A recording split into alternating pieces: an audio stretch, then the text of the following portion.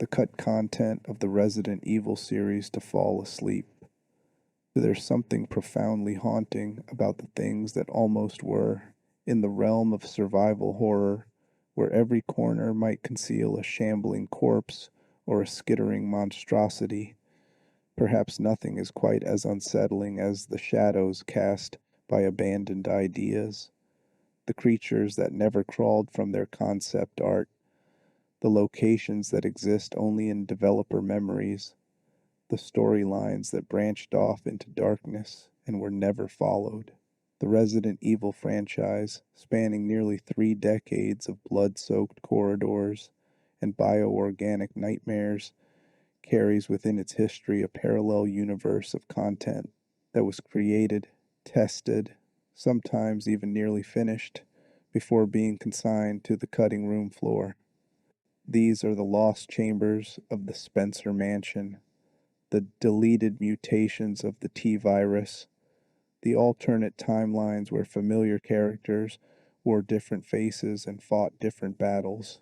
Tonight, we're descending into that archive, not the polished releases that shipped on PlayStation discs and filled gaming magazines with their screenshots, but the prototypes, the beta builds, the early concepts that developers deemed insufficient or inappropriate or simply impractical. This is archaeological work, piecing together the fragments of what Resident Evil could have been, examining the evolutionary dead ends in the franchise's DNA, understanding how each abandoned idea shaped the games we eventually received. Some of this content was cut for technical reasons, constrained by hardware limitations or development timelines. Some was excised because it simply wasn't fun, failing that essential test of playability. And some was removed because it was too ambitious, too strange, too far ahead of its time, or too disconnected from the survival horror formula players expected. The story begins, as so many horror stories do, at the beginning, though in this case, the beginning we're examining is one that most players never experienced. Before the Spencer Mansion opened its doors to stars, Alpha Team in March 1996, before the first zombie turned to face Jill Valentine or Chris Redfield in that infamous dining room encounter, there existed a different vision of Resident Evil, one that emerged from the shadow of another game entirely. Sweet Home, a Famicom horror game released in 1989, had been director Shinji Mikami's inspiration, and his initial attempts to create an updated version led down fascinating paths that diverged significantly from what would become the final product. The very first incarnation of Resident Evil was planned for the Super Nintendo Entertainment System in 1993. This early concept bore little resemblance to the game that would eventually revolutionize survival horror. The limitations hardware meant that many of the atmospheric elements we associate with the franchise, the pre-rendered backgrounds with their careful lighting, the cinematic camera angles, the detailed character models, were impossible. This version was abandoned relatively early in development as the team recognized that newer hardware would be necessary to achieve their vision. But fragments of these early design documents reveal interesting divergences, enemies that would have been more traditionally supernatural rather than scientifically created, puzzle mechanics that leaned more heavily into the Famicom game's party-based system, and a structure that emphasized exploration over the careful resource management that would become Resident Evil's signature. When development transitioned to the PlayStation in 1994, the concept underwent radical transformation. The early PlayStation version was designed as a first-person game, a decision that seems almost incomprehensible given how intrinsic the third-person perspective became to the series' identity.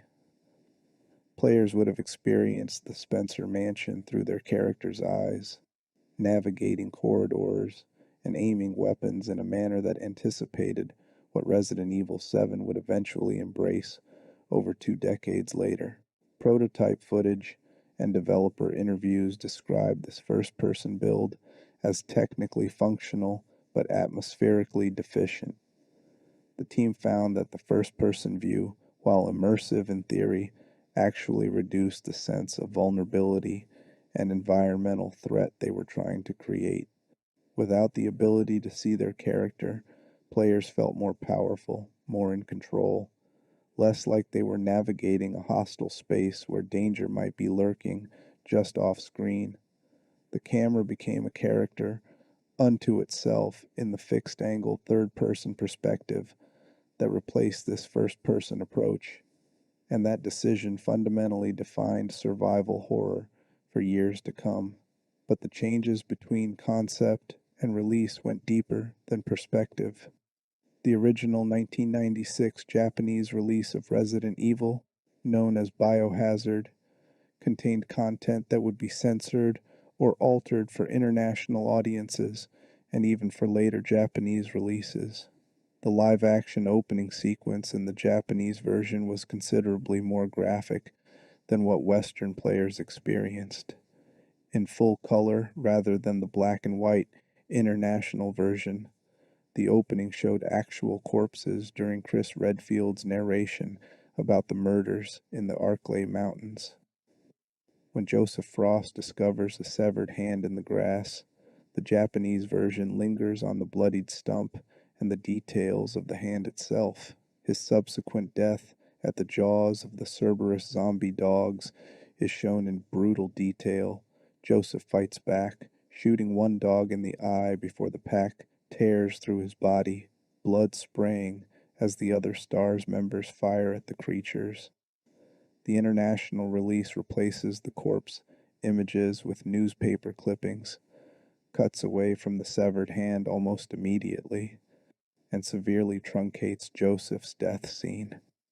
Similarly, Chris Redfield is shown smoking a cigarette during the character introduction in the Japanese version, a detail replaced with superimposed footage in international releases due to concerns about promoting tobacco use.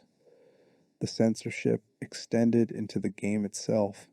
Kenneth Sullivan's death scene, where the first zombie is encountered, originally showed the creature dropping Kenneth's half-eaten head onto the floor before turning to face the player. International versions removed this moment, cutting to the zombie already facing the camera.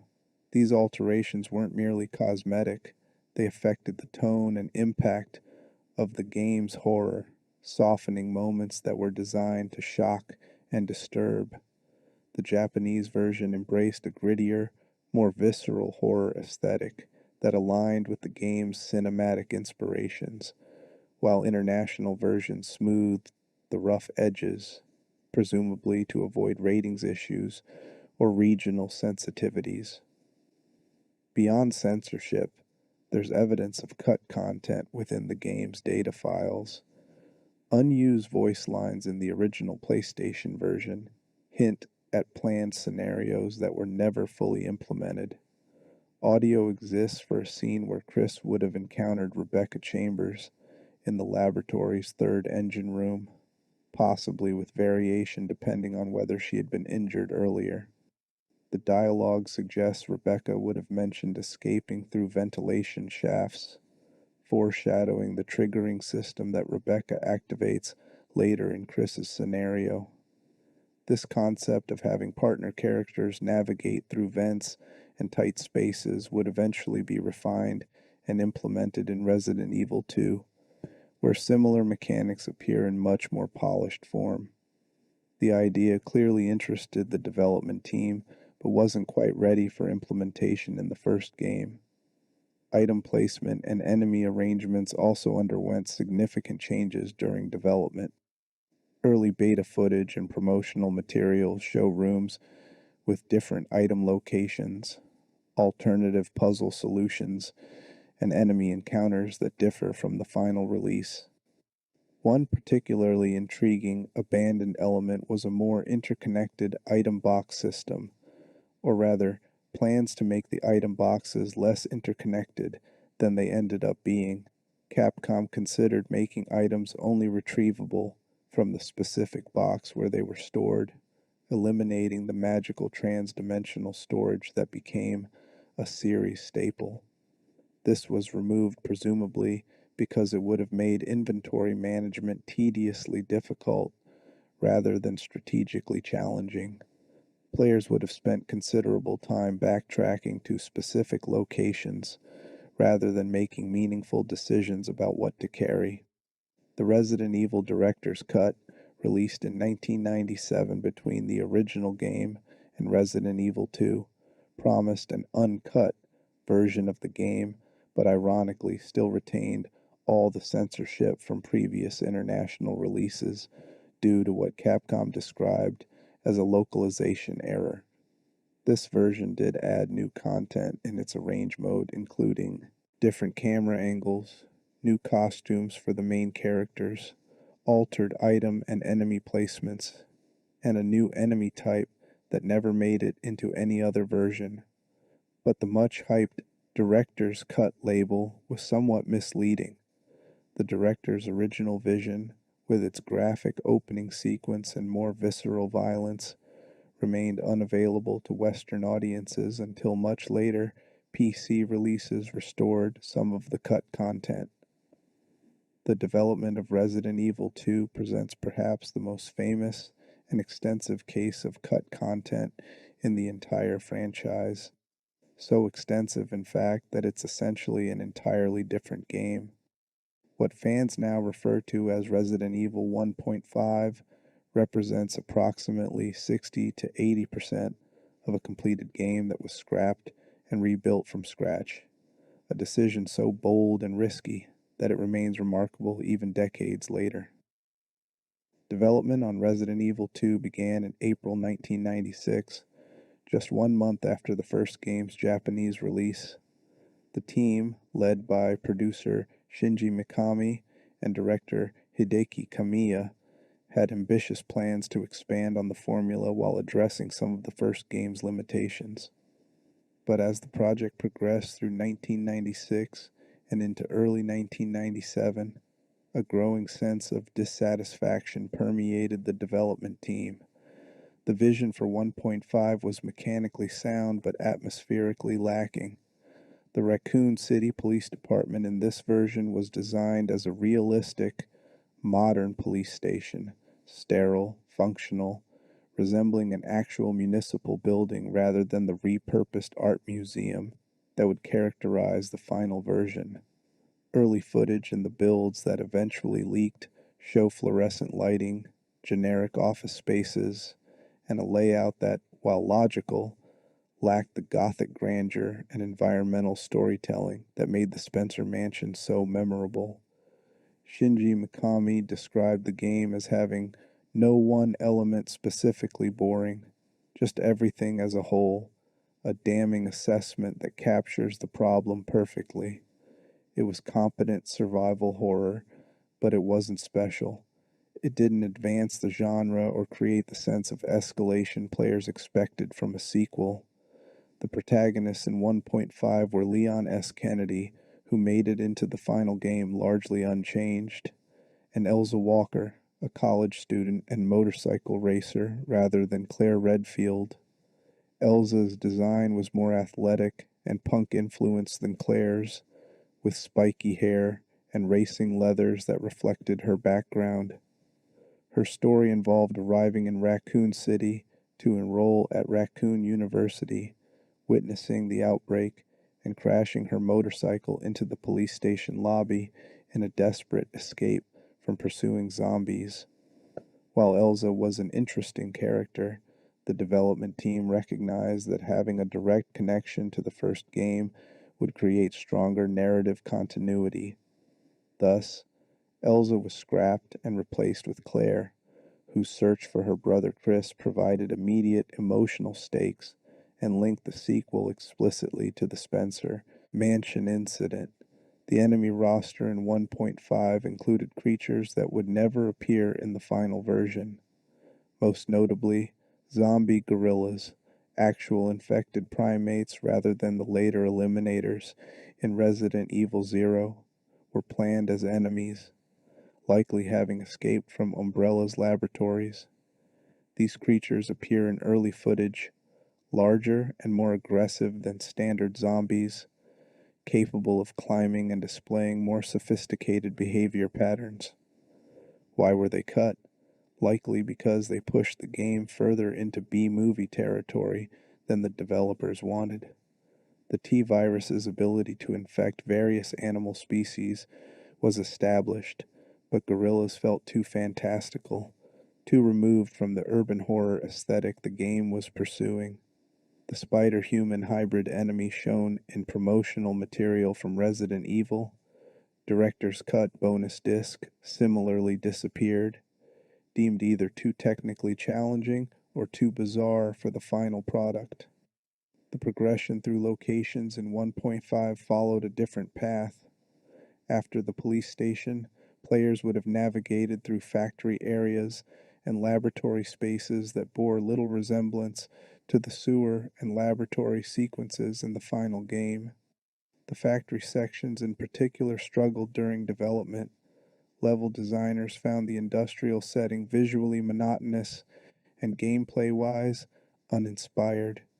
The final game's sewers, while not everyone's favorite area, at least provided environmental variety and a sense of descending deeper into Umbrella's underground operations. The 1.5 factory just felt like empty industrial space, lacking the sense of purpose and history that good level design should convey. Weapons and items in 1.5 also differed significantly. Hand grenades were planned as inventory items for Leon, providing more explosive options than the final game offered. The knife had its own dedicated inventory slot accessed via a separate button, allowing instant weapon switching without using precious inventory space, a quality of life feature that wouldn't be standardized in the series for many years. Electronic keycards replaced the elaborate puzzle items in the final game, a more realistic but far less interesting approach to locked doors. The final version's bizarre keys and puzzle pieces, emblems, gemstones, chess piece-shaped electronic parts, might strain credibility, but they created memorable problem-solving moments and added personality to the environments. Character appearance changed based on health in 1.5, a visual damage system where Leon and Elza would accumulate visible injuries, blood stains, and torn clothing as they took damage. This was supplemented by a body armor system where players could equip 2 tiers of protective gear, an RPD bulletproof vest, and more advanced Umbrella Corporation armor that would appear on the character model and provide damage reduction. These systems were technically impressive for the era, but apparently created their own problems, possibly related to the memory limitations of the PlayStation or complications with the pre-rendered backgrounds and camera angles. The final game retained the simpler 3-stage health system indicated by posture and breathing rather than cumulative visual damage. Resident Evil 2 was originally scheduled for release in May 1997. As that date approached and the team's dissatisfaction grew, producer Shinji Mikami made the decision to scrap the project and start over. This was an extraordinary risk.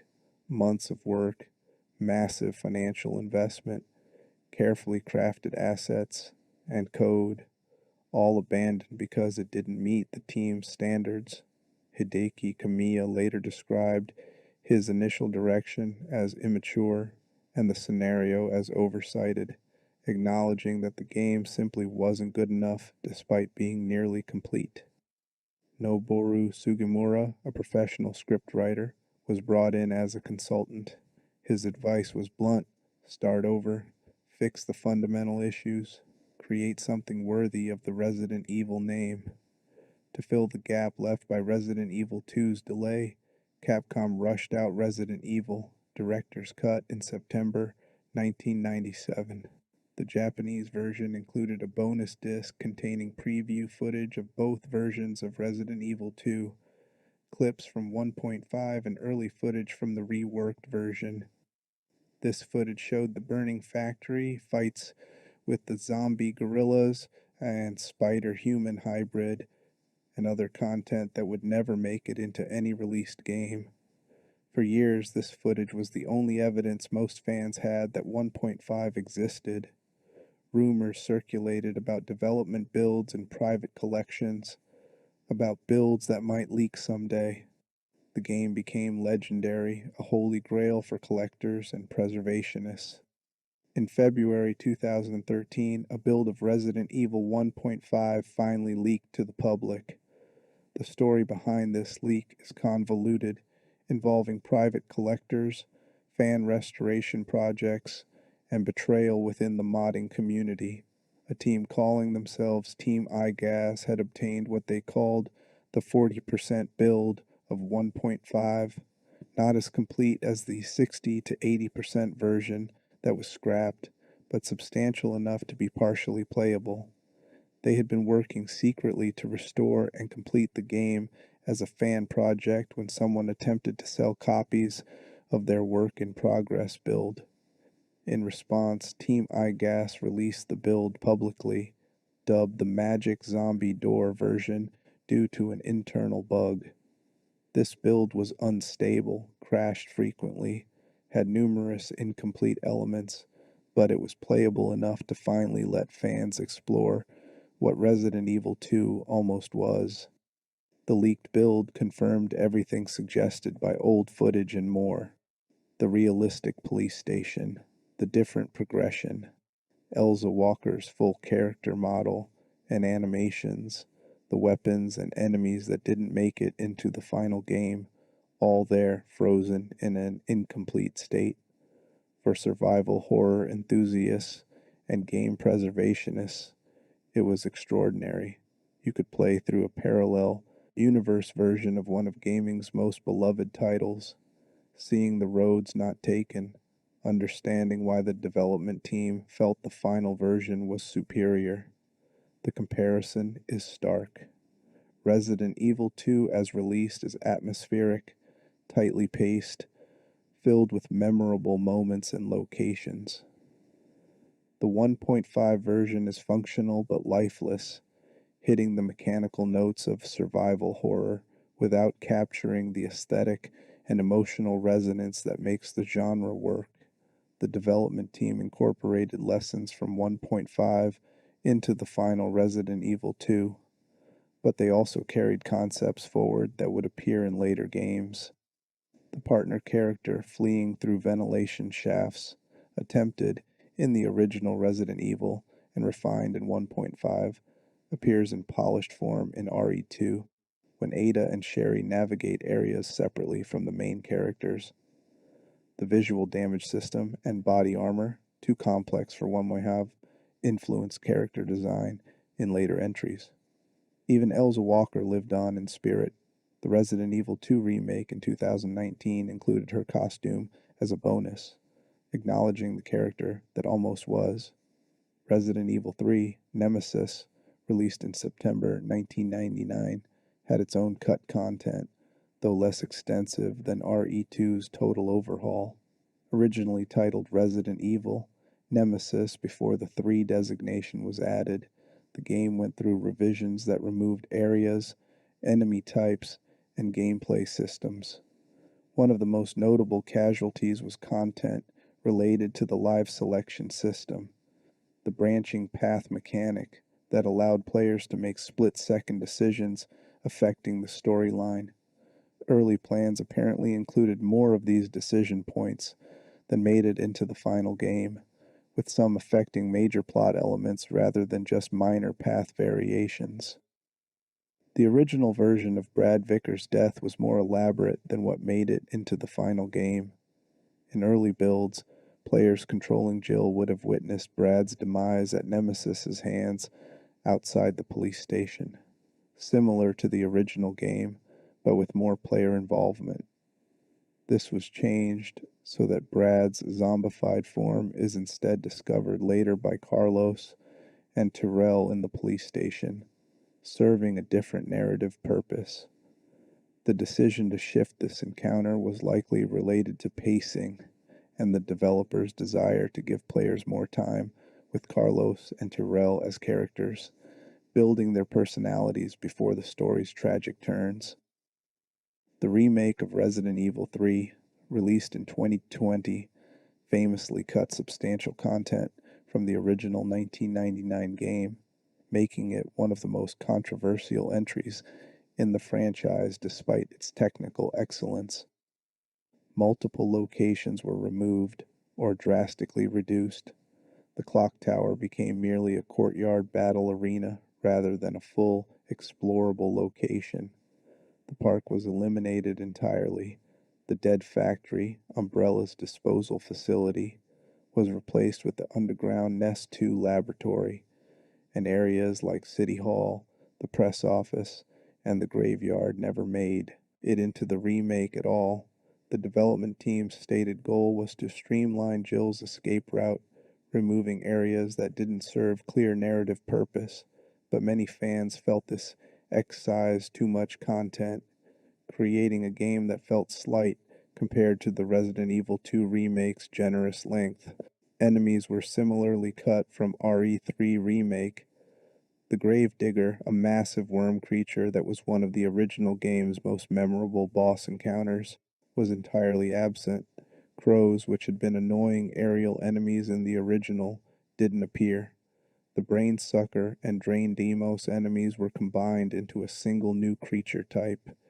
Interestingly, while Hunter Gammas did make it into the remake, early speculation about a photo showing one with its mouth open led some to believe the Gravedigger might have been redesigned rather than cut, but this turned out to be wishful thinking.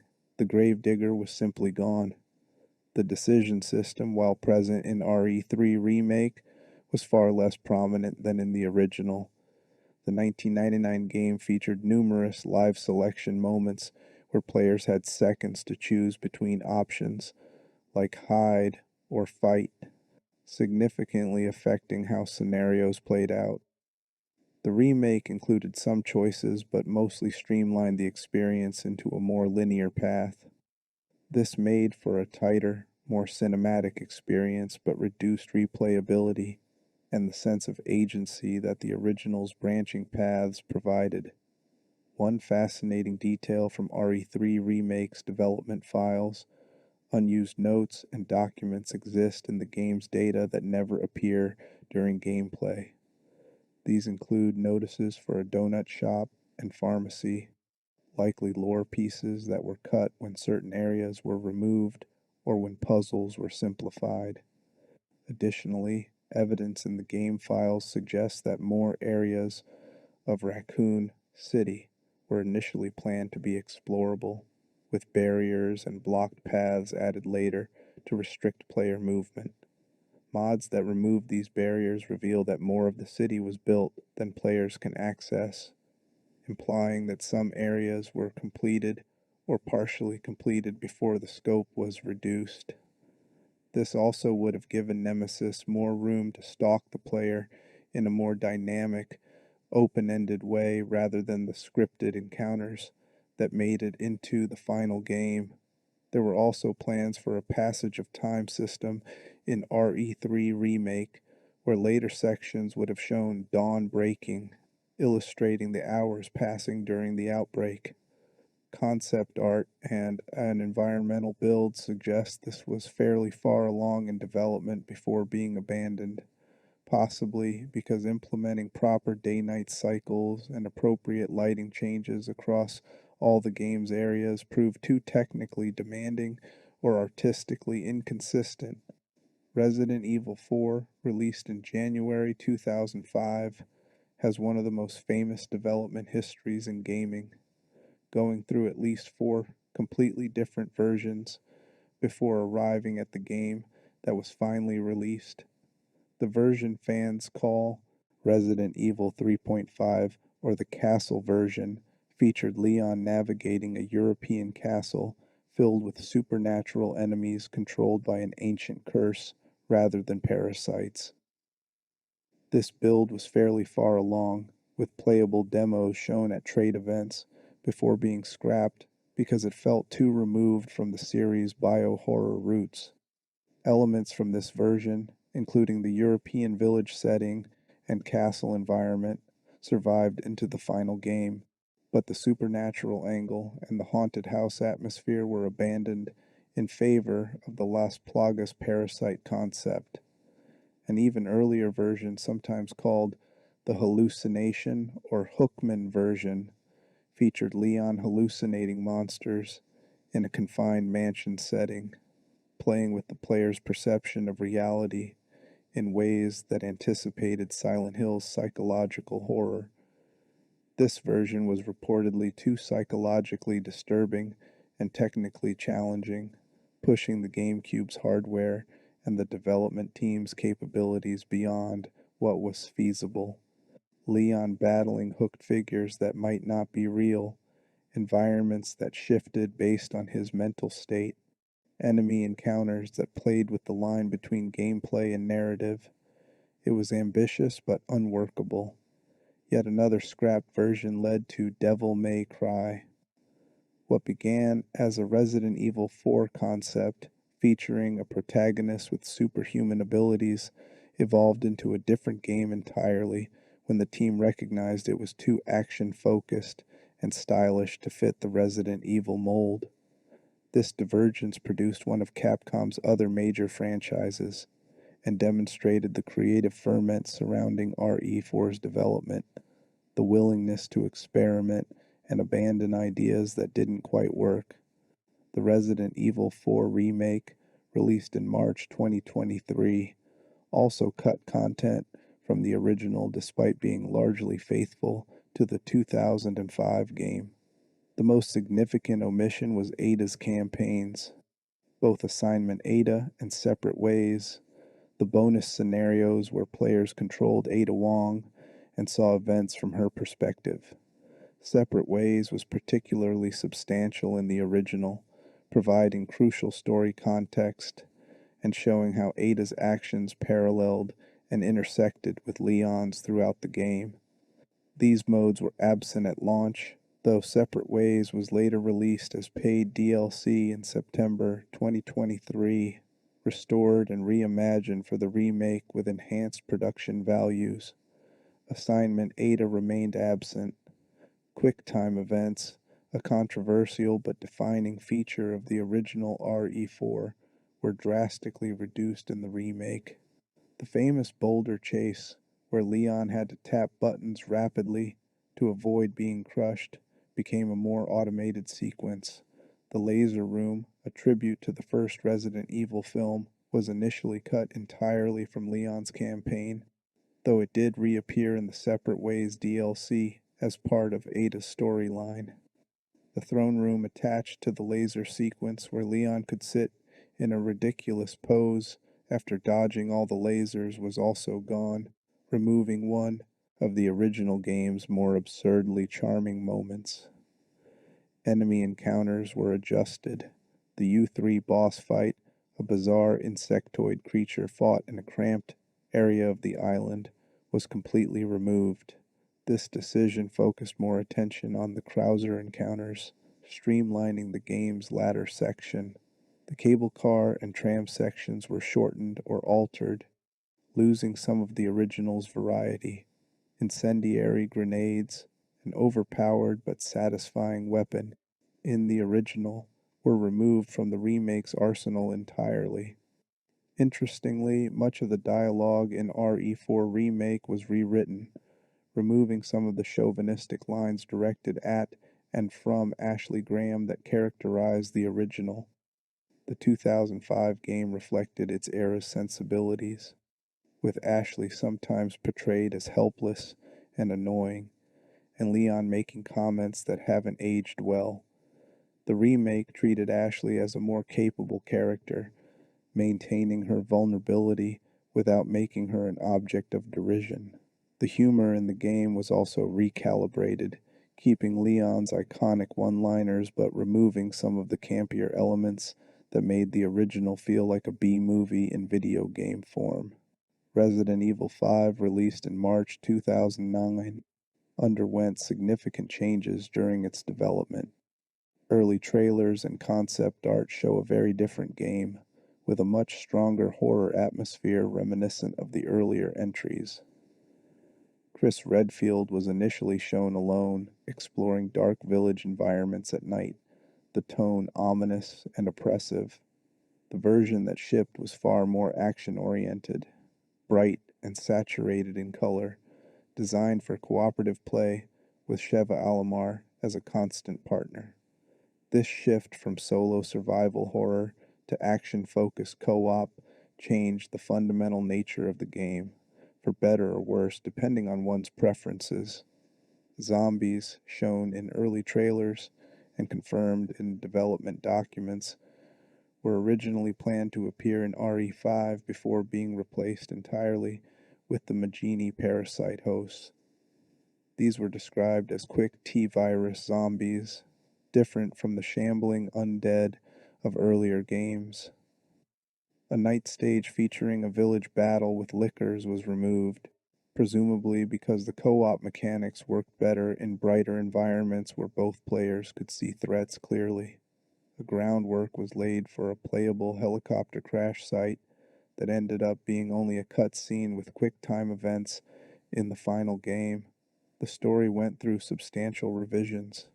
Albert Wesker's role and ultimate fate had multiple planned variations.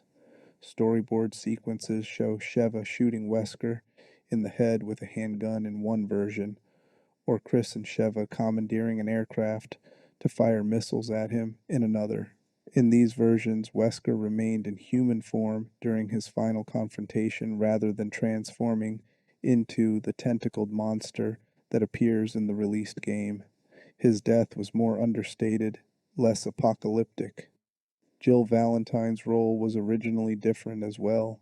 Rather than being brainwashed into serving as Wesker's unwilling accomplice, early concepts had her simply being used for research, a more passive imprisonment. The dramatic fight against mind-controlled Jill might not have happened, losing one of the game's emotional high points. Unused voice lines hint at cut conversations between Chris and Jill, including dialogue where Jill teases Chris about flirting with a younger colleague, adding character depth that didn't make the final script. A merchant character similar to Resident Evil 4's mysterious vendor was planned for RE5, allowing players to buy and sell weapons and supplies. An early model exists in the game's files, flat and low detail with Japanese characters printed on the front, apparently based on Chris's early character model. This was eventually replaced with the item management screen system, a more streamlined approach, but one that lost the personality and strangeness that the merchant brought to RE4. Interestingly, Japanese censorship in RE5 removed player decapitation animations and toned down certain death sequences. When enemies with chainsaws caught the player in the international version, the decapitation was shown explicitly. In the Japanese version, clever camera work implied the violence without showing it directly. This pattern, where Japanese versions were sometimes more censored than international releases, represented a reversal from the series' early days, when Japanese versions contained more graphic content. Resident Evil 6, released in October 2012, was an enormously ambitious game with 4 interwoven campaigns and a massive scope. It also suffered from an unfocused design, trying to be too many things to too many audiences. Cut content and altered elements from RE6 are harder to catalog comprehensively because the game shipped with so much content that distinguishing between cut material and simply excessive material becomes difficult. However, certain elements are documented as having been removed or changed late in development. Specific campaign segments were shortened or revised. QuickTime events, while still present in RE6, were apparently even more prevalent in earlier builds before player feedback led to some being removed or made optional. Death animations for players were toned down or shortened, particularly in the Japanese version. When Ada's campaign featured a chainsaw enemy, one of the player death animations was shortened to cut directly to the "You are dead" screen rather than showing the full sequence.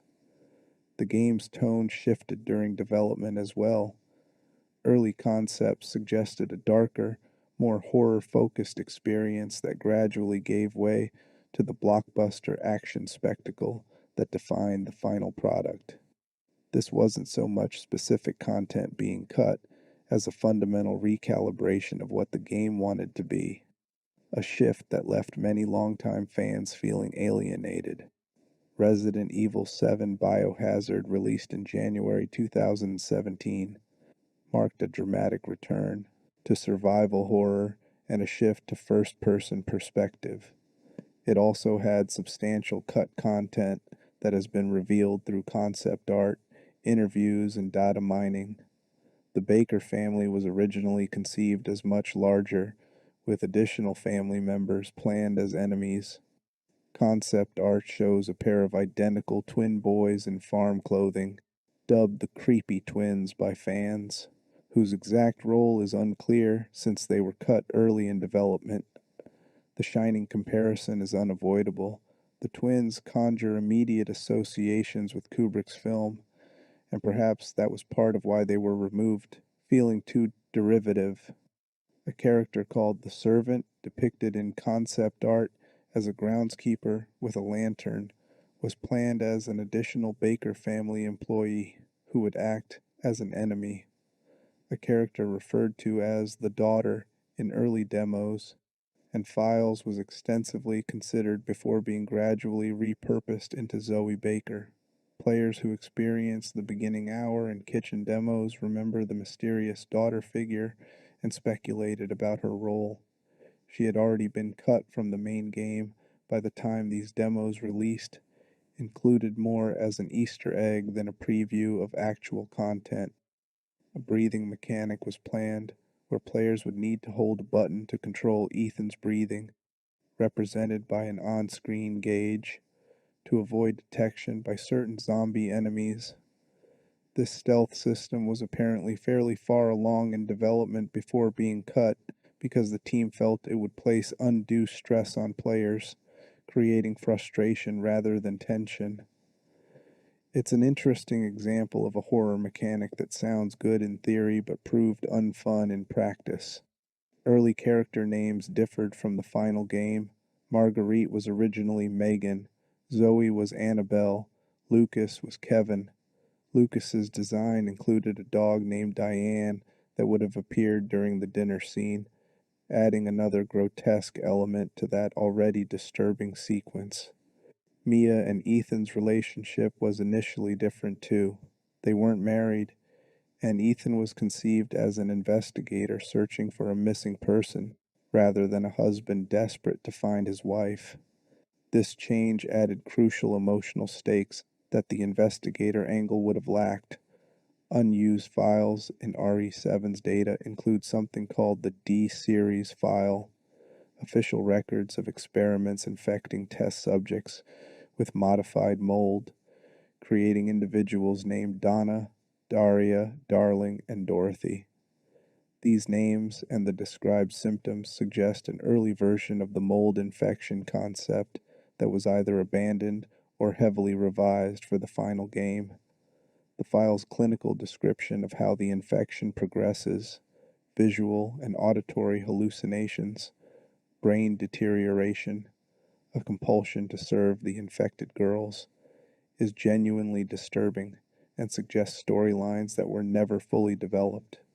Resident Evil Village, released in May 2021, also underwent significant changes during development. Ada Wong was originally planned to appear as a mysterious masked figure who saves Ethan during one of the family trials, specifically the encounter that in the final game sees Heisenberg drop Ethan down a hatch. This would have connected Village more explicitly to previous games, but was cut, presumably because the development team wanted to establish the European setting and its characters without relying on familiar faces beyond Chris Redfield. The opening of the game originally featured Mia Winters in a wheelchair, visibly recovering from the trauma of Resident Evil 7. Concept art shows her sitting by a window, physically disabled, rather than the more composed figure in the final game. This would have worked even with the twist that it's actually Mother Miranda disguised as Mia, adding an extra layer of tragedy to the deception. The final version opted for Mia appearing to have moved on and recovered, trying to forget the Baker estate, which Mother Miranda mirrors to maintain the illusion. The save system almost changed drastically. Rather than the typewriters that appear in Village, cameras were considered, where Ethan would photograph a faceless man to save his progress. This would have been atmospheric and creepy, connecting to the game's themes of identity and transformation. The typewriters won out, maintaining series tradition while updating the specific model to distinguish Village's save points from those in recent remakes. Item boxes, a series staple, were almost included in Village before the development team decided to follow RE4's approach of relying entirely on inventory management and the merchant system. This eliminated the magical storage system but meant players had to make more immediate decisions about what to carry and what to sell, increasing the resource management challenge. Moreau's reservoir area was apparently trimmed significantly during development. A known leaker with connections to the development team claimed that a substantial swamp section was planned, laid out similarly to the swamp areas in Resident Evil 7's End of Zoe DLC. This would have included mermaid-like enemies that would chase players through water, using screech attacks to stun and slow movement, forcing players to seek land to escape. A stalker enemy resembling a tyrant, with a massive acid sac around its neck and shoulders, would have pursued players through this area, alerted by the mermaid's screeches. Additional occultist and witch imagery was planned for this section before it was cut to focus development resources on Castle Dimitrescu and Heisenberg's factory, the more popular segments among playtesters. Lady Dimitrescu's design went through multiple iterations before arriving at the elegant, towering figure that became an internet sensation. Early concept art shows a more bestial interpretation, a bewitched vampire with giant garden shears, far more monstrous and less sophisticated than the final design. This earlier version would have been frightening but lacked the unsettling grace and aristocratic menace that made Dimitrescu so memorable.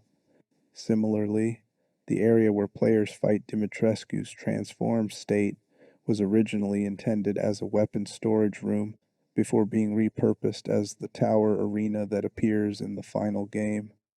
Mother Miranda's mutated form had drastically different concept art, showing a design very different from the root and wing hybrid that appears in the released game. Early plans had her transforming into a dragon-like creature, a concept that was reworked and eventually applied to Lady Dimitrescu's boss form instead. The ceremony scene involving Miranda was originally set at a temple near Heisenberg's factory, with Miranda seated on a throne carried by werewolf-like creatures holding a rose, far more elaborate than the final confrontation. There was even concept art showing a large werewolf commanding two chained enemies, suggesting a more complex enemy encounter system that was simplified or removed. The removal of all this content from Village is bittersweet. The streamlined game we received is excellent, well-paced and memorable, but the cut material suggests an even more ambitious vision, a game that might have pushed the RE engine even further and created an even longer, more complex experience. Development is always about choices, about recognizing what's achievable within time and budget constraints, about understanding what serves the overall design and what's just interesting ideas that don't quite fit. Moreau's area being trimmed makes sense if playtesters found it less engaging than Castle Dimitrescu, even if it means we lost content that was conceptually intriguing. Code, Veronica, released for Dreamcast in February 2000, had its own development struggles and cut content. Originally planned as a much larger game, time and budget constraints led to material being removed or simplified.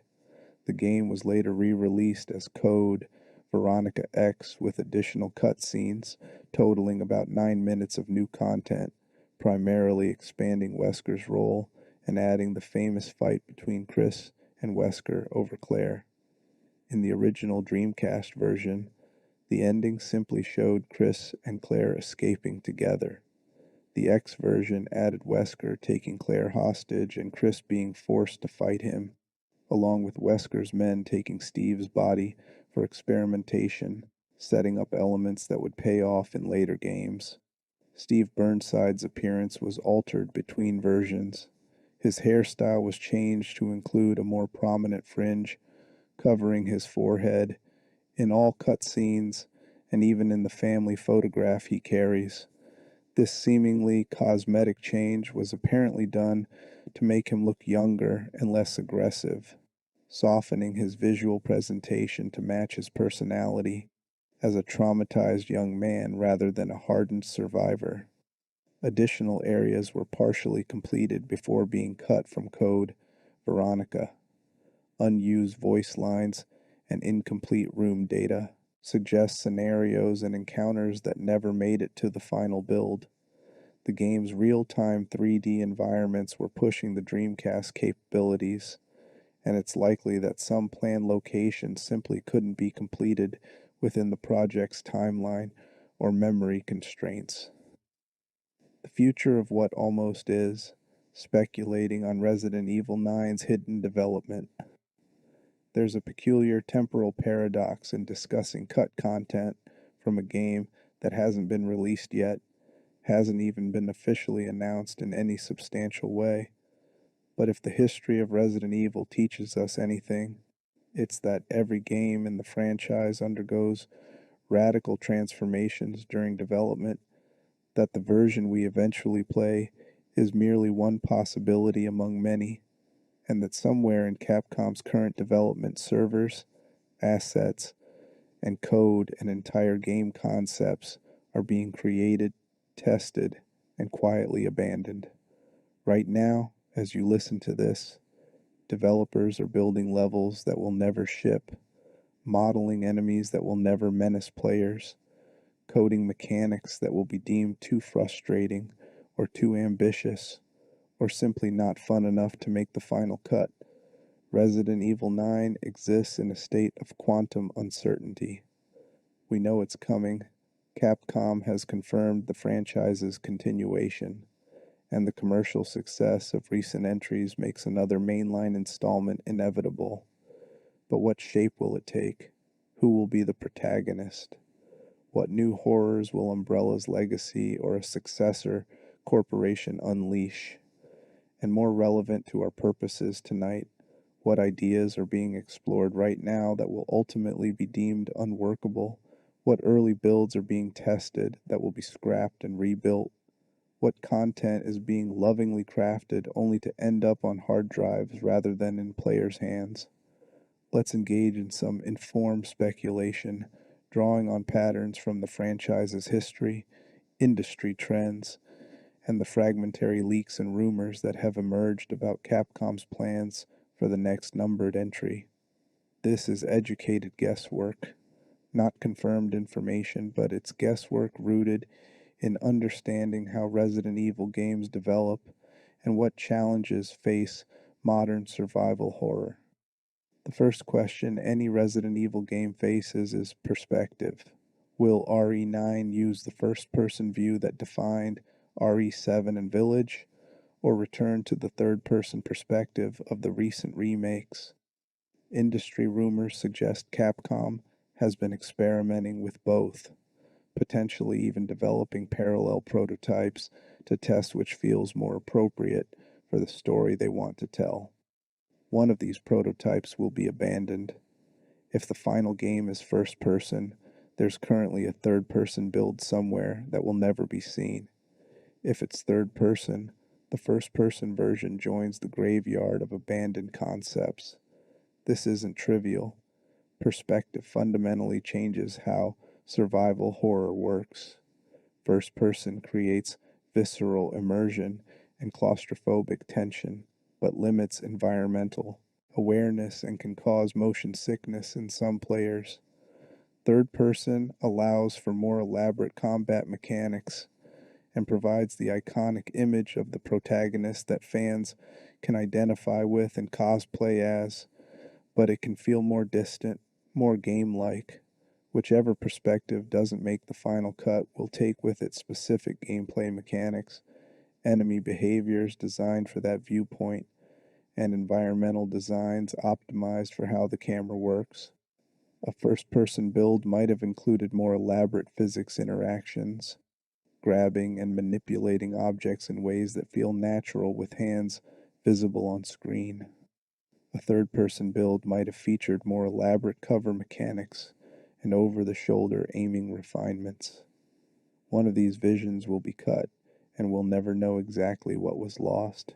The protagonist's question looms large. Resident Evil 7 and Village centered on Ethan Winters, an everyman thrust into horror, and Village's ending decisively concluded his story, while introducing his daughter Rose as a character with mysterious powers. The DLC Shadows of Rose explored her abilities and adolescence, positioning her as a potential protagonist. But will RE9 actually star Rose Winters, or will Capcom decide that her supernatural powers make her too powerful to serve as a vulnerable survival horror protagonist? There's likely been extensive debate within Capcom about this. Rose's mold-based abilities could trivialize traditional zombie encounters, making her feel less like a desperate survivor and more like a superpowered action hero. This pushes the game toward action rather than survival horror, away from the formula that RE7 and Village balance so carefully. One solution would be to limit her powers through story contrivance. Perhaps she's weakened, or her abilities attract more dangerous enemies, or using them has terrible costs that discourage over-reliance. But each of these solutions creates its own problems, forcing the narrative to justify mechanical limitations in ways that might feel contrived. The alternative is to abandon Rose as protagonist, relegate her to supporting character status, and center the game on someone else. Chris Redfield remains a popular choice among fans, though his appearance in so many entries risks oversaturation. Leon Kennedy, Claire Redfield, Jill Valentine, any of them could return, bringing their established characterization and allowing the game to feel connected to franchise history while exploring new threats. Or Capcom might introduce an entirely new protagonist, as they did with Ethan, though this risks losing the immediate emotional connection that familiar characters provide. Here's what we can deduce with reasonable confidence. Capcom has built prototypes featuring multiple different protagonists. They've tested Rose with her powers, and Rose without them, Rose as the sole playable character, and Rose as one option among several.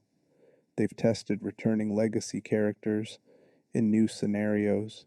They've tested new characters with fresh perspectives on the franchise's mythology. Most of these builds will be abandoned. The protagonist we eventually play, as in RE9, will be the survivor of an internal competition among alternatives, and the other candidates will join the ranks of what might have been. Location matters immensely in Resident Evil games, and RE9's setting is another area ripe for speculation about cut content. The franchise has taken us through American suburbs, European villages, African labs, and urban environments across the globe. Where hasn't Resident Evil gone? What location would feel fresh while supporting the survival horror aesthetic? Rumors and speculation have touched on various possibilities. A return to Raccoon City, perhaps in a different time period, or exploring areas we never saw in previous games. An Asian setting, maybe Japan or Southeast Asia, incorporating regional architectural styles and horror traditions. A cruise ship or island resort, contained environments that provide the isolation survival horror needs. An Arctic research station, using extreme cold as both environmental hazard and thematic element. Each of these has likely been considered, possibly even prototyped, with early concept art and pre production design documents. Each setting brings specific challenges that might lead to content being cut. An Arctic setting sounds atmospheric but creates serious problems. How do you justify zombies in extreme cold? The T virus and other bioorganic weapons presumably don't function well when frozen. You'd need to keep action primarily indoors, which limits environmental variety, or create new mutations adapted to cold, which requires extensive design work and scientific justification. It's easy to imagine an Arctic RE9 prototype being built, tested, and abandoned because the setting created too many narrative and gameplay complications. A cruise ship offers incredible atmosphere, the isolation of being at sea, the claustrophobic corridors, the juxtaposition of luxury environments and horror, but it also limits scope. How long can a game remain engaging when confined to a single ship? Do you have the ship dock at various ports, expanding the playable area but diluting the isolation? Do you keep it entirely shipboard and risk the game feeling samey? This might be why, if cruise ship concepts have been explored, they might ultimately be cut in favor of more versatile locations. The urban environment presents different challenges. Cities appeared in RE2, RE3, and RE6, and one consideration for RE9 is whether returning to an urban setting would feel like retreading familiar ground. But modern open world technology could allow for a larger, more explorable city than previous games managed, with more dynamic encounters and emergent gameplay. The question becomes, does this serve survival horror, or does it push toward action? RE9 could feature an early open world prototype that was scaled back or abandoned when playtesting revealed that too much openness diluted the tension and pacing that makes survival horror work. Based on franchise patterns, here's what seems likely. Capcom has developed multiple setting prototypes, each with unique assets, enemy designs adapted to the environment, and gameplay mechanics that leverage location specific features. Most of these will be discarded. The setting we eventually explore in RE9 will be the one that survived internal critique, the one that play tested best, the one that supported the story and gameplay the team wanted to create, and on hard drives somewhere, concept art and 3D models and early builds of the other locations will remain, artifacts of development paths not taken. Enemy design is another fertile area for speculation about what might be cut. Every Resident Evil game introduces new creatures, new mutations, new nightmares. What's RE9 experimenting with? The franchise has explored most obvious animal mutations: dogs, crows, sharks, snakes, spiders, even plants. What's left? Insects offer possibilities, and while we've had spiders, we haven't seen massive swarms of mutated ants or wasps that could create very different gameplay challenges.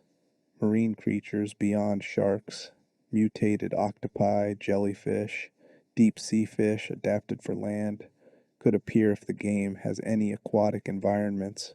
Mammals we haven't seen mutated, Bears, big cats, primates more sophisticated than the cut gorillas from RE2 remain options. But more interesting than specific animals is the question of what evolutionary direction the viruses take. Recent games moved away from simple zombies toward more complex parasitic control with Las Plagas and the mold. Will RE9 continue this trend, or will it return to straightforward undead?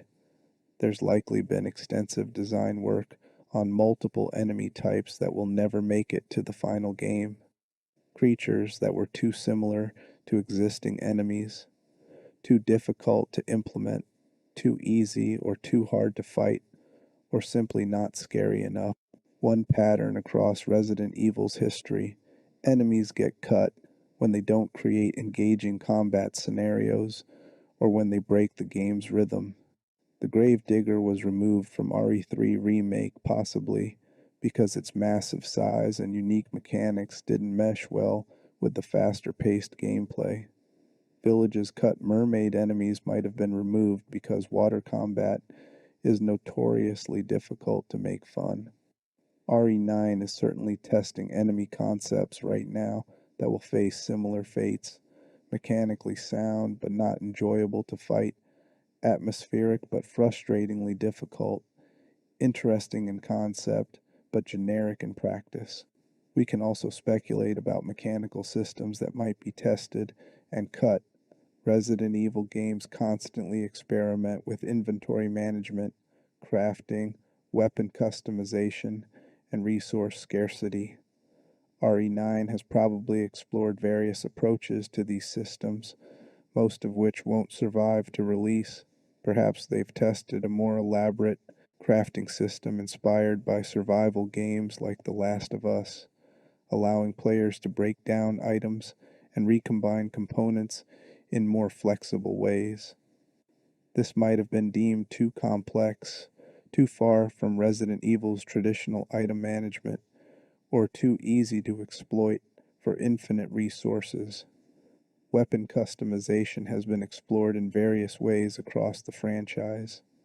RE9 might be testing a deeper modification system than previous games, allowing more granular control over weapon performance, or it might be simplifying these systems to reduce menu time and keep players in the action. Whatever approach they've chosen, there are probably alternative systems that have been built and abandoned.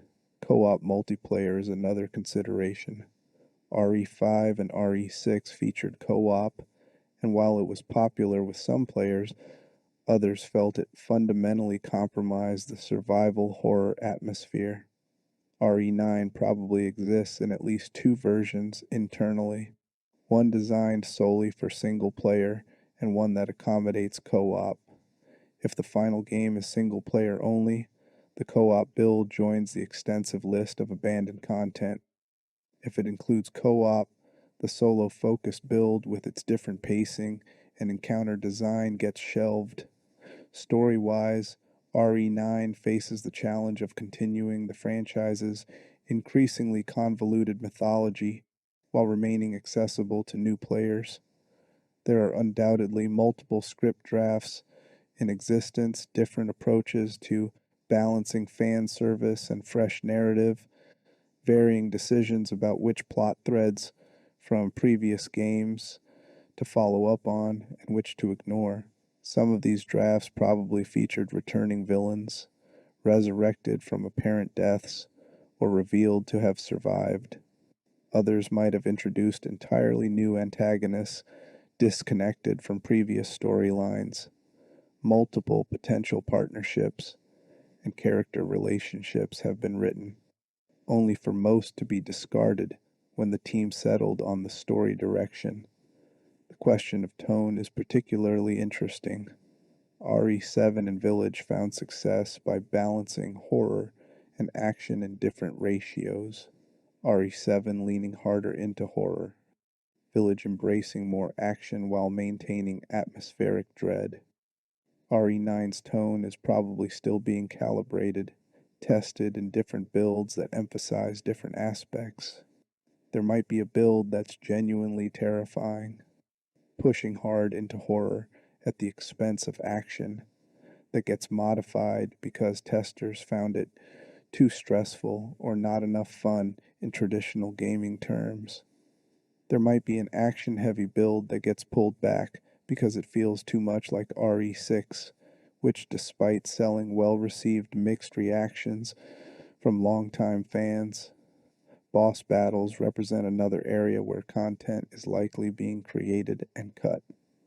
Every Resident Evil game features memorable boss encounters, and RE9s are probably going through extensive iteration. Early boss designs might be too similar to previous games' bosses, leading to redesigns. Some might be too mechanically complex, requiring extensive tutorials or creating frustration. Others might be too simple, defeating them feeling anticlimactic. The boss encounters we eventually face will be the ones that survive this winnowing process, refined through iteration until they hit the sweet spot of challenging but fair, dramatic but not overwhelming. Pacing is refined through cutting. Early builds of RE9 probably have different structures, different chapter breaks, different points where major plot revelations occur, different distributions of intense action sequences and quieter exploration. Some of these pacing structures will feel too rushed, others too slow. Content might be reordered, with sections moving earlier or later in the game, or cut entirely because they disrupt narrative flow. A location that works perfectly in isolation might get removed because it creates a dead spot in the overall pacing. Environmental storytelling, a Resident Evil strength, requires enormous amounts of content creation that players might never notice. RE9's environments are being filled with details, documents, audio logs, environmental clues about what happened before players arrived. Much of this will be cut for redundancy, or because it contradicts other story elements, or simply because there's too much and it bogs down the pacing. For every readable document that makes it into the final game, there are probably 3 or 4 that were written in place but ultimately removed. Let's also consider technical ambition. Every new Resident Evil game pushes technology, attempting things that haven't been done before in the series. Some of these technical experiments succeed and become highlights, others fail and get quietly abandoned. RE9 is probably experimenting with new rendering techniques, physics systems, AI behaviors, audio technology. Some of these experiments will work beautifully and make it into the game. Others will prove too performance intensive, too buggy, too incompatible with other systems, and will be cut despite months of work. Imagine, for instance, that RE9 is experimenting with a more dynamic lighting system than previous games, allowing players to shoot out lights and create darkness, or to use flashlights more strategically. This sounds great, but creates enormous complications. How do you balance encounters when lighting conditions vary? How do you ensure players don't make areas so dark they can't navigate? How do you maintain performance when dynamic lighting is recalculating constantly? It's easy to imagine this being tested extensively before being simplified or removed, replaced with more traditional fixed lighting, or consider AI improvements. Perhaps RE9 is testing enemies that communicate with each other, coordinating attacks, calling for backup, displaying more sophisticated tactical behavior.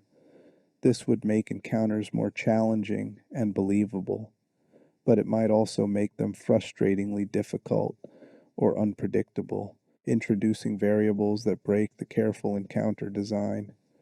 The system might be scaled back significantly or removed entirely if testing reveals it creates more problems than it solves. The save system is another element that's probably being debated. Recent games have used different approaches: typewriters, tape recorders, checkpoints. RE9 might be testing alternatives, perhaps incorporating autosave functionality more extensively, or creating a new thematic save mechanism that fits the game's aesthetic. Whatever save system doesn't make the cut represents design work and UI implementation that gets abandoned. Difficulty balance undergoes constant iteration. Early builds of RE9 probably have different damage values, enemy health pools, resource availability, puzzle complexity. Most of these will be adjusted repeatedly, and some might lead to entire difficulty modes being created and then cut. Perhaps there's an ultra hard mode in development that proves too frustrating, or an easy mode that's so simple it's boring, both destined to be removed before launch. Accessibility features are increasingly important in modern games, and RE9 is probably implementing various options for players with disabilities. Some of these features will work perfectly and be widely praised. Others might be tested and cut because they're too difficult to implement properly, or because they conflict with core gameplay systems in ways that can't be resolved. This is sensitive territory. Cutting accessibility features feels worse than cutting other content, but practical limitations sometimes force difficult decisions. Multiplayer modes beyond campaign co-op are another possibility. Resident Evil has experimented with various competitive and cooperative multiplayer modes over the years: Mercenaries, Raid Mode, Resistance. RE9 might have multiplayer components in development that will be cut to focus resources on the single player campaign, or these modes might release as separate games or DLC, but concepts explored during RE9's development might still be abandoned if they don't work well or don't generate enough interest internally. Post-launch content is planned during development, but much of it gets cut before ever being announced. RE9 probably has extensive DLC concepts in development, additional story chapters, new game modes, challenge maps. Most of these won't be completed. Some will be abandoned because the base game's reception suggests players want different content than what was planned. Others will be cut simply because post-launch support has to be selective, focusing on the concepts that seem most promising rather than pursuing every idea. The Resident Evil franchise has a tradition of bonus content, unlockable weapons, costumes, game modes that reward completion. RE9 undoubtedly has more bonus content concepts than will make it into the final game. Some costumes might be designed and modeled before being cut because they don't fit the game's tone, or because of licensing issues, or simply because there's not enough development time to implement everything. Unlockable weapons might be tested and cut because they're too powerful, or too weak, or too similar to weapons already in the game. New Game Plus features represent another area where content gets created and cut. Should subsequent playthroughs carry over all weapons? Just some weapons? Character upgrades? Story knowledge that lets you skip certain sequences? Each of these approaches requires design and implementation work, and most variations won't make it to release. VR support is a consideration for RE9, given that RE7 and Village both received VR modes, with Village's PSVR2 version arriving years after initial release. If RE9 is being developed with VR in mind, there's probably content being designed specifically for VR that might be cut if the VR mode proves too technically challenging, or if hardware sales don't justify the development investment. Alternatively, if RE9 launches without VR support, there might be an internal VR prototype that was tested and abandoned. Photo mode has become standard in modern games, and RE9 probably has various implementations being tested, different filters, poses, camera controls. Some of these options will be cut to simplify the feature or because they allow players to break immersion in ways the developers don't want to enable. Achievement and trophy design goes through iteration too. RE9 has probably had dozens of potential achievements designed, most of which will be cut to arrive at a final list that balances encouragement for different playstyles without requiring excessive grinding or impossible feats. Some cut achievements might have been too difficult, others too easy, others simply uninteresting or redundant. Crossover content represents another possibility. Resident Evil has occasionally featured guest appearances or references to other Capcom franchises. RE9 might have explored crossover concepts that were ultimately deemed too tonally inconsistent or too distracting from the core experience. Perhaps there was discussion of Monster Hunter creatures appearing, or Devil May Cry references, or Street Fighter Easter eggs. Most of these ideas probably existed only as internal jokes or brief proposals, but some might have advanced further before being abandoned. The musical score and sound design undergo extensive iteration. RE9's composer has undoubtedly created far more music than will appear in the game, alternate themes for areas, different versions of key pieces, experimental tracks that don't quite fit. Similarly, sound effects are recorded and tested and discarded when they don't achieve the desired atmosphere or when they clash with other audio elements. Voice acting involves recording alternate takes, different line readings, sometimes entire alternate dialogue branches. Much of this gets cut in the editing process. The actors might record lines for scenes that get removed from the game, or multiple versions of key moments that get winnowed down to a single choice. Celebrity voice actors might be considered for roles before being deemed too expensive or too recognizable, their auditions sitting in files marked not used. Marketing and promotion create their own cut content. Trailers are edited from gameplay footage, showing content that might be altered or removed before launch. Early promotional screenshots might show environments or enemies that don't make it to the final game. Demos might be prepared and then scrapped when the team decides they don't want to give away specific content or when the demo build proves too difficult to stabilize.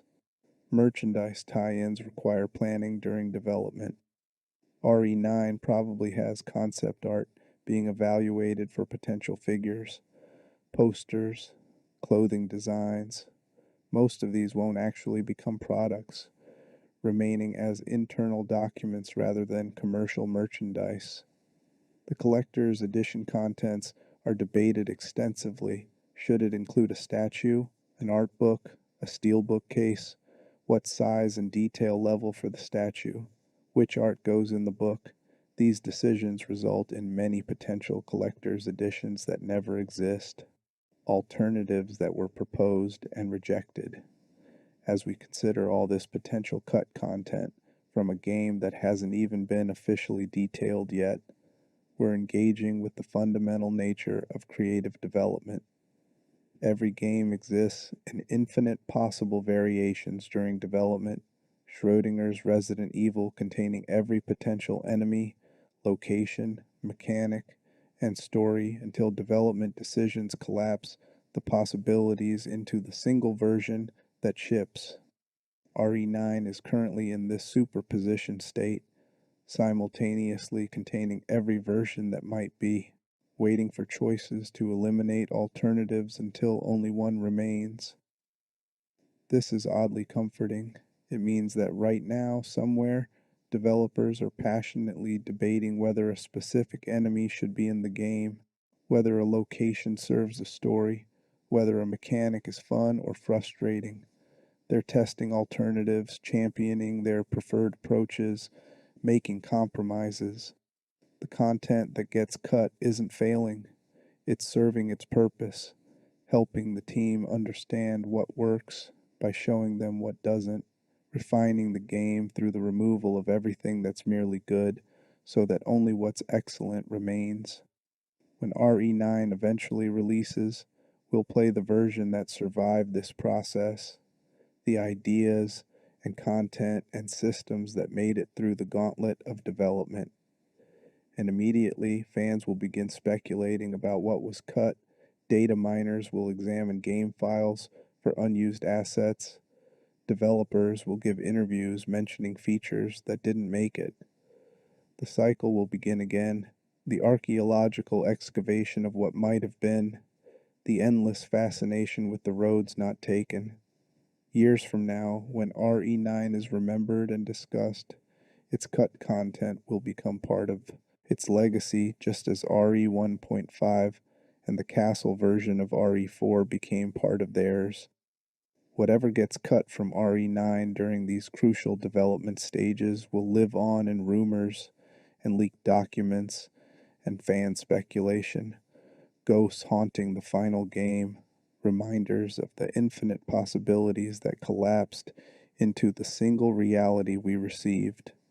The cut content of the future is being created in the present, waiting to join its predecessors in the archive of what almost was. And when RE9 finally arrives, we'll see what survived and immediately begin wondering about what didn't. Throughout the entire Resident Evil franchise, we see patterns in what gets cut and why. Technical limitations account for much of it. Hardware can only do so much, and ambitious ideas sometimes require capabilities that don't exist yet. Time and budget constraints force difficult choices about which features to prioritize and which to abandon. Playtesting reveals mechanics that seem good on paper but feel frustrating in practice, like RE7's breathing gauge or RE5's darker atmosphere in co-op. Creative vision shifts as teams recognize that certain elements don't fit the tone or style they're pursuing, leading to creatures like the zombie gorillas being removed or supernatural angles being replaced with bio-horror explanations. But beyond these practical reasons, there's an artistic consideration at work. Every piece of cut content represents a path not taken, a version of the game that existed in meetings and builds and concept art, but not in players' hands. Sometimes those paths would have led to better games, and the cuts feel like losses. Other times, the cuts were necessary sacrifices that allowed the games we know and love to emerge in their best form. Resident Evil 1.5 being scrapped gave us the superior Resident Evil 2. The castle version of RE4 being abandoned led to the Las Plagas concept and the final game's perfect blend of horror and action. The darker solo RE5 transforming into a brighter co-op experience might have disappointed purists, but created a game that sold millions and introduced the franchise to new audiences. The history of cut content is also the history of how games are made, the messy, iterative process of creating something, testing it, finding it inadequate, and trying again. Development isn't a straight line from concept to finished product. It's a branching tree where most branches get pruned, leaving only the strongest path. Those pruned branches aren't failures, they're essential parts of the process, experiments that teach teams what works and what doesn't, ideas that get refined and repurposed and carried forward into future projects. For fans, especially those who like to fall asleep to deep dives into game lore and development history, cut content is endlessly fascinating because it offers glimpses of parallel universes. What if you'd played Resident Evil 2 with Elza Walker instead of Claire Redfield? What if RE4 had been a haunted castle with supernatural enemies? What if RE5 had remained a solo horror experience rather than becoming an action co-op game? What if Mia had been in a wheelchair at the start of Village? Or if you'd had to manage Ethan's breathing to avoid mold creatures in RE7? These aren't just academic questions, they're invitations to imagine different experiences, to appreciate the games we have while wondering about the games that might have been. The Resident Evil franchise's evolution is written not just in the games that shipped, but in the content that didn't make it, the creatures that stayed in concept art, the locations that exist only in early builds, the mechanics that were coded and tested and ultimately removed. Every deleted scene, every scrapped enemy, every abandoned area represents work that developers poured their creativity into before deciding it wasn't quite right. That work wasn't wasted. It informed the decisions that shaped the final games, taught lessons that influenced later entries, and created a legacy of experimentation and refinement that defines one of gaming's most enduring franchises. As you drift off tonight, carried by these stories of the content that never was, consider the strange archaeology of video game development. Consider the builds that leak decades later, the concept art that surfaces in art books, the interviews where developers finally discuss what they tried and why it didn't work. Consider the fans who reconstruct these lost versions, who data mine game files for unused content, who preserve these fragments of gaming history. The games we play are the visible portion of a much larger creative iceberg, with vast amounts of work and ideas hidden beneath the surface, shaping what emerged but never seen by most players. The cut content of Resident Evil is a ghost story in itself, not of zombies or bioorganic weapons, but of phantom games, digital specters of what almost was. These ghosts haunt the franchise in the best way, reminding us that for every perfect moment we remember, for every iconic scene that defined survival horror, there were alternatives that were tried and found wanting, making the moments we love even more precious for having survived the cutting room. In some alternate universe, maybe Elsa Walker became as iconic as Claire Redfield. Maybe the castle version of RE4 shipped and defined the franchise differently. Maybe RE7's breathing mechanic became a staple of horror games. But in our universe, we got the versions we got, shaped by 1,000 decisions to cut or keep, to revise or refine, to abandon what didn't work and polish what did. And those decisions, informed by all the content we never saw, gave us one of gaming's greatest horror franchises, a series that scared us, thrilled us, and kept us coming back for more across nearly 30 years of survival horror excellence. Sleep now, with visions of zombie gorillas that never shambled into view, of twin boys who never menaced the Baker estate, of Elza Walker racing through a police station we never explored. Dream of the laser rooms we never dodged, the factory floors we never walked, the breathing gauges we never managed. The cut content sleeps with you, these lost possibilities of survival horror, these roads not taken in Raccoon City and beyond.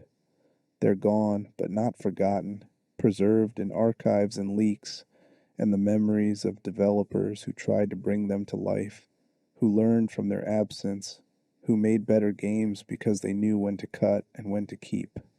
Rest easy, knowing that somewhere in Capcom's archives, in hard drives and backup files and old development documents, these lost pieces of Resident Evil history survive, waiting for preservation projects and anniversary collections, waiting for leakers and archaeologists, waiting to tell us more about how our favorite horror franchise came to be.